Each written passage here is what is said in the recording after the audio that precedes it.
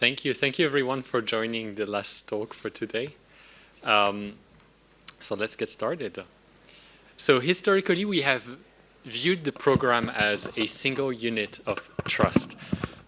I will illustrate that with the application. So usually the application would be running in a process, and the process would be the unit of isolation.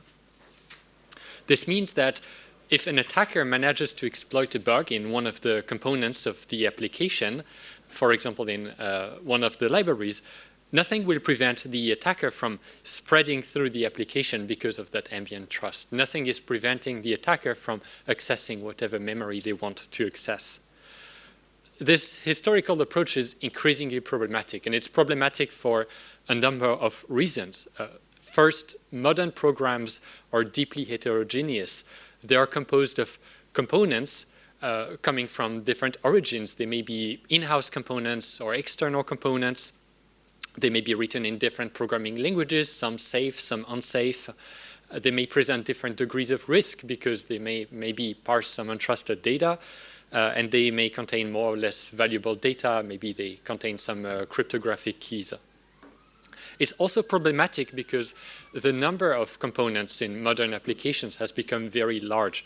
If you take this recent report from Sonatype, where they say that the average application has hundreds of components, and that number is increasing every year, it makes it even more clear. A perfect illustration of this problem, I think, is last year's CrowdStrike disaster, where a bug in an external antivirus plugin crashed millions of computers. It was just a crash. What if it had been a supply chain attack? The impact would have been even worse. So this pushes us to think a bit about this idea of the program being a single unit of trust, and challenge that and think about our programming models. Here comes software compartmentalization, which is also called by some privilege separation. It's the practice of designing programs which are split into distrusting and isolated components, such that if one of these components is compromised, the attacker will not own the whole. Taking this example of maybe a web server, if we have the HTTP parser compromised, the attacker will be able to access the SSL data and extract the session keys trivially. In a compartmentalized scenario, if we put the HTTP parser in its own compartment, this will not happen because the attacker will be confined, and they will need to go through some sort of sandbox escape to do that. Free software pioneered compartmentalization. Back in the mid-90s and towards the end of the 90s, Daniel Bernstein proposed QMail and DJB-DNS, which were very influential. And a bit later, Niels Provost's compartmentalized OpenSSH, which has been a big showcase of compartmentalization until now. Compartmentalization is applied to high-profile open source software nowadays. Web and mail servers, the best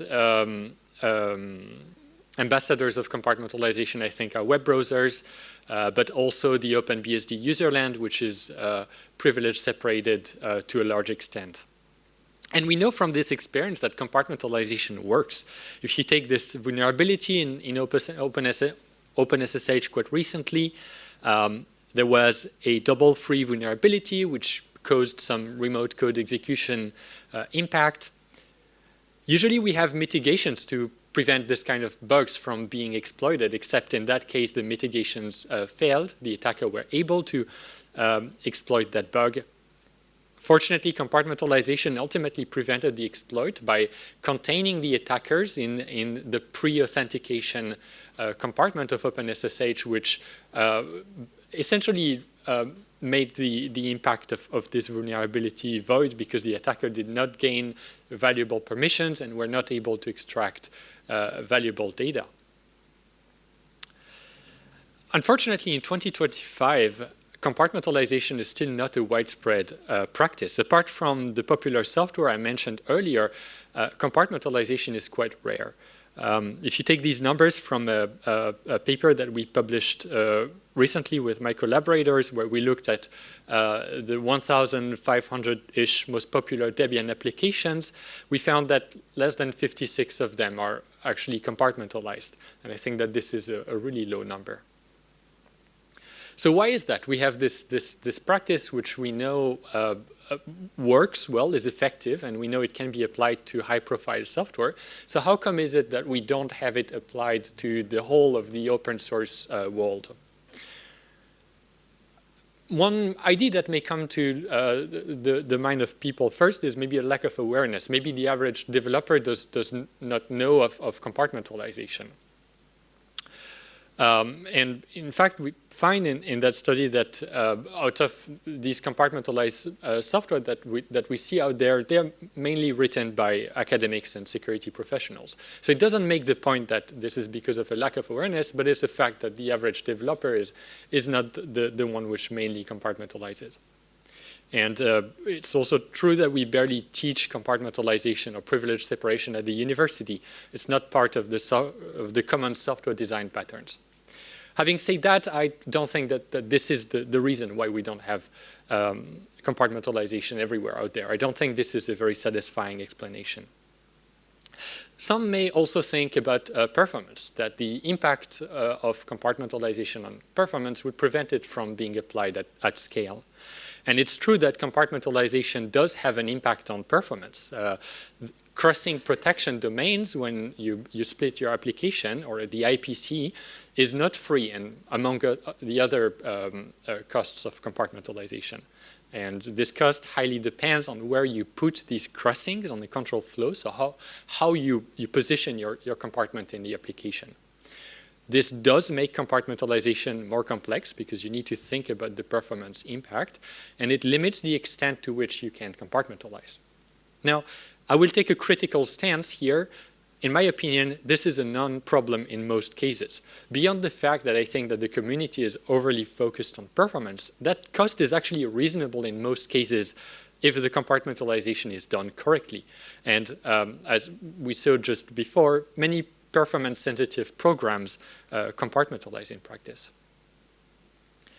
Now, complexity. I think complexity is quite a good explanation for this observation that we made. In practice, I think that it is still too hard to develop compartmentalized software. And to illustrate that, let's go through a concrete example of how you would compartmentalize an application. So let's say we want to split the C program that we had earlier. The first thing you would need to do is you would need to put boundaries between components. How would you do that? In practice, no major toolkit or framework has emerged to do this. The way people do it is they would split their applications into processes using fork, and then they would maybe use like setUID to change the user of the process, the compartment process. They would use seccomp to limit the system calls that the compartment process can do. They would use CRUT to limit the file system access, maybe namespaces. They would set up some IPC between the processes. I think that this is too complicated. Now, let's assume that the developer managed to implement these boundaries. They now need to secure cross-compartment interfaces. What I mean with this is if you put the HTTP parser in a box and the fastCGI module in a box, and these two communicate, maybe the HTTP parser would need to call a function from the fastCGI module, like fastCGI do, and it will pass some arguments. The fastCGI module now needs to sanitize these arguments. It needs to make sure that they are properly formatted. Maybe if there are pointers being passed, that these pointers point to valid things, that the function fastCGI do is called at a proper point in the control flow. It needs to check all of this. If it doesn't, it exposes itself to being compromised by that untrusted compartment and the compartmentalization effectively being void. We did a study on that topic in 2023, and we found that getting this right requires some expertise. It requires a know-how, and that there is historically no tooling to help developers on that. Now, let's say developers did all of this. Now they need to test the partitioned program, and there will be bugs to fix. These bugs will now occur across security boundaries, which impacts the debugging experience. Let's say you used processes to compartmentalize. Your bugs will occur across processes, and the debugging ecosystem isn't quite there to handle that smoothly. Finally, developers will need to maintain the partitioned program. Perhaps over time, the partition strategy will need to change because you have a bug like Heartbleed in your OpenSSL component, and you need to further split your compartment into subcompartments. Again, there is historically no help from the tooling ecosystem to handle that safely and avoid regressions that would introduce maybe these interface vulnerabilities I was talking about earlier. Another potential explanation, I think, is the lack of a bigger picture. The historical approach to compartmentalization does not really have a bigger perspective on the larger ecosystem. Historically, compartmentalization is deeply custom to each program. You would compartmentalize program A, and then you would start all over again with B. There isn't really an effort to make this effort, there isn't really an attempt at making this effort reusable. For example, compartmentalize component C and use that effort everywhere. I would make here an analogy to the software crisis from the 60s, where there was the problem of we are not producing enough software to meet the demand. And one of the solutions to that was to build software from reusable components like libraries. And I think that we should be doing something similar here. Now, I was talking about these limitations and these difficulties until now. I'd like to finish the talk on a positive point. I think that we live at a golden age to solve all these problems. It is first the perfectly right time to push compartmentalization everywhere. More than ever, we need more secure software. If you take this recent report from the National Cybersecurity Center, they talk about the increasing gap between the threats and the defensive capabilities. And the recently published Secure by Design guide, also from the National Cybersecurity Center, directly advocates for compartmentalization, here talking about Cherry. The fact is also that the challenges I was talking about are not new. In fact, they're quite old. Research over the past 2-3 decades has explored them in many ways and come up with solutions that I think work. If you take again that paper I was talking about recently that we published, we taxonomized more than 200 works in compartmentalization, in research and in the industry over the last decades. And we find that there are many solutions to these problems that actually work. These advances, I think, are just asking to be developed and mainstreamed. And I will give a quick taste of these in the next slides. First, I think that the missing frameworks are emerging. Take this one example from the research world, which is called RLBox. This is a compartmentalization framework from the research community by our colleagues from UC San Diego. It's deployed in Firefox for library isolation, and I think that it is a great step in simplifying the implementation of compartmentalization and securing interfaces. They do so by introducing a streamlined API for sandboxing untrusted code. They leverage C++ types to ensure that all interface crossing data is checked and do so as automatically as possible. I'm talking about C++ types here, but similar approach can be applied to other languages. So I think it's a great example of a research framework that makes compartmentalization more accessible, and that can already be streamlined, popularized as is. I also think that the hardware ecosystem is emerging. For decades, processes and page table isolation was the only commodity hardware isolation primitive that we had to compartmentalize. This is changing. In the past years, new isolation mechanisms have been proposed in research and in the industry. These hardware advances contribute to reducing the complexity and the performance cost of compartmentalization. I'd like to talk about Cherry, which I think is the most promising and impactful of these. So to quickly tell you what Cherry is, other talks have spoken more at length about this, notably in the open hardware track. Cherry is an ISA extension that implements hardware capabilities, and hardware capabilities are essentially pointers which ship with unforgeable bounds and permission information. And I'm saying unforgeable, it means you cannot just take a capability and grant yourself more permissions or more larger bounds. You can't do that. It's like the hardware all protects against that. It enables, at the most basic level, memory safety for C and C++, which is already awesome.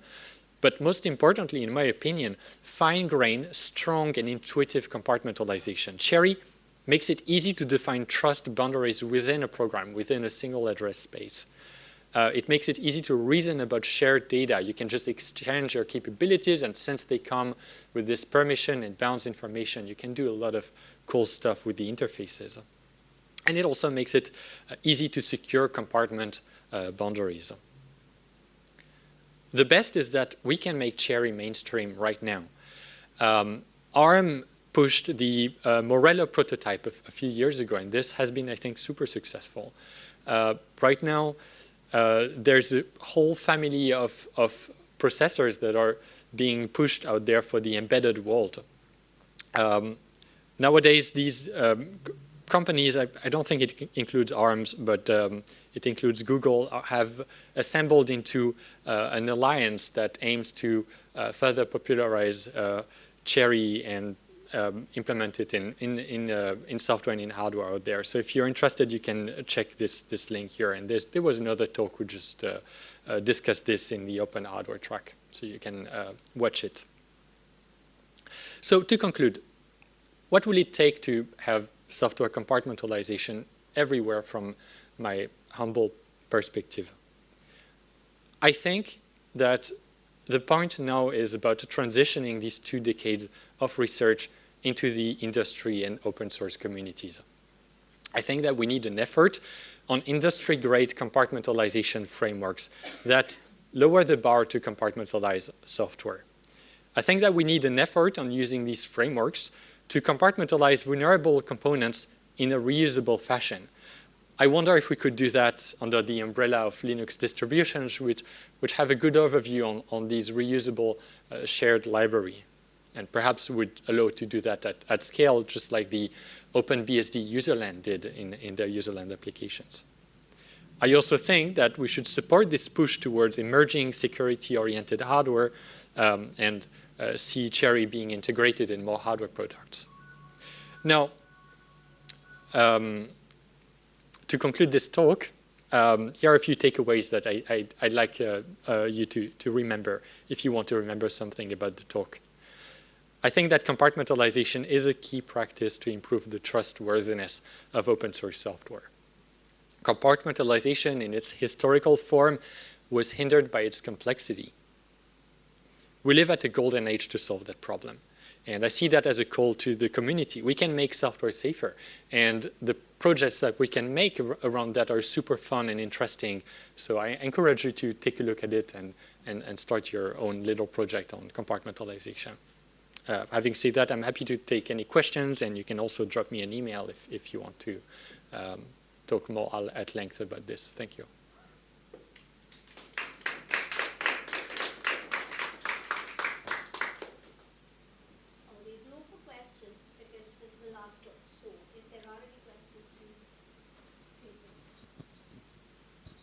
It's a comment, really. I've been around a long time, and my kind of rule of thumb was something that was in the lab would take 10 years to get out, so we actually have missed 10 years. Yeah. But also, I've been around so long, one of my claims to fame is using the Cray 1, serial number 1. And the Crays had compartmentalization of the memory at the hardware level. Yep. And that was a requirement from the spooks. They wanted assurance at the bit level that you couldn't get to another set of bits. And so I'm surprised we haven't actually had more of that in the last 40 years. Yeah, I think we're going in this direction with Cherry, and I would like to see this hardware being pushed everywhere. Yeah.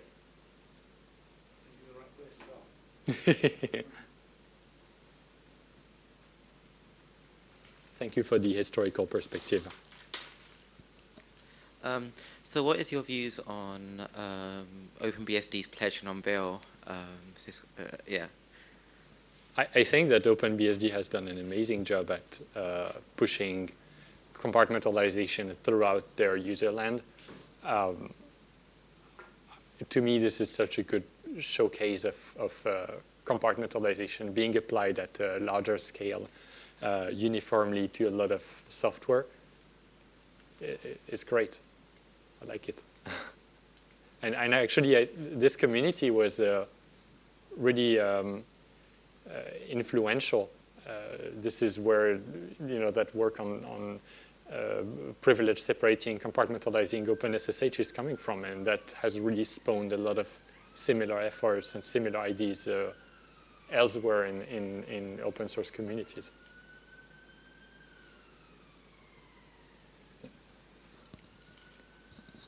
Thank you.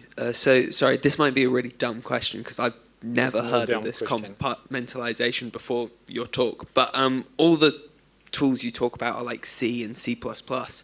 Is this something that's kind of only emerging in C and C++, or are other languages also developing frameworks around this? Yeah, so it's not a dumb question at all. It's super good question.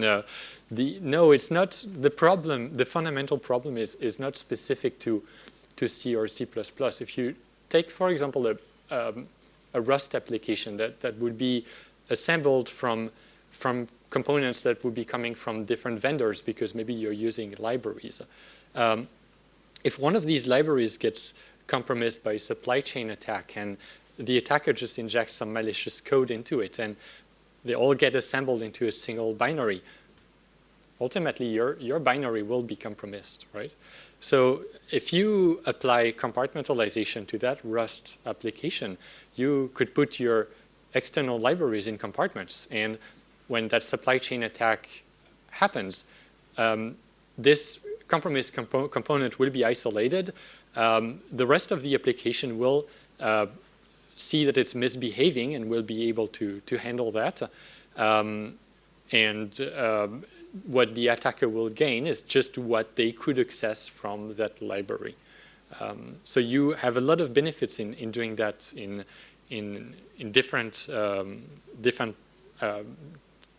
languages and different ways of writing applications. I was taking more examples with C and C++ because of, I guess, my background. I've been working more on safe languages, but yeah, this is a broader problem. And actually, there's a lot of interesting work to be done on compartmentalization in Rust and in these safe languages, because that unsafe perspective is also that of a lot of people working on compartmentalization. So the result is this technique hasn't been explored that much in safe languages, I think. Yeah.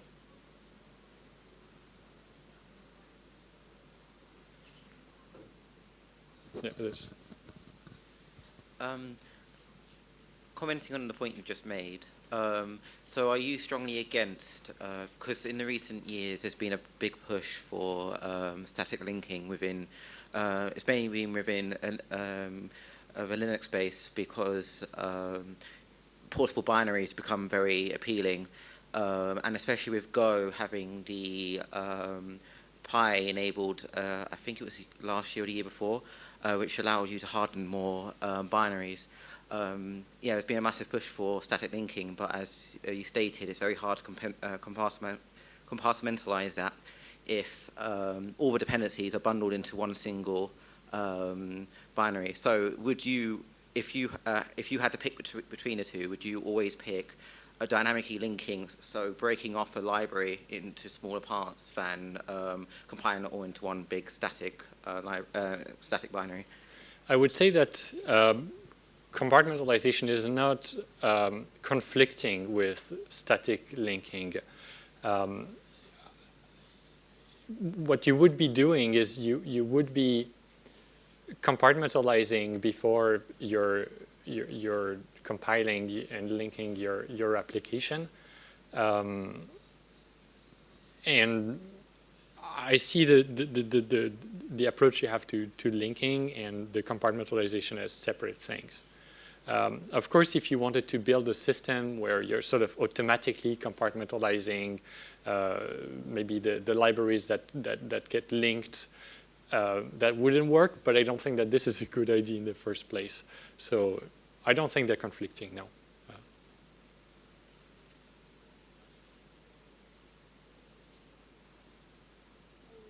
think we're time. Actually, 1 minute past time. So I think we have the networking drinks but thank you for being such a wonderful audience. And Thank you for the questions.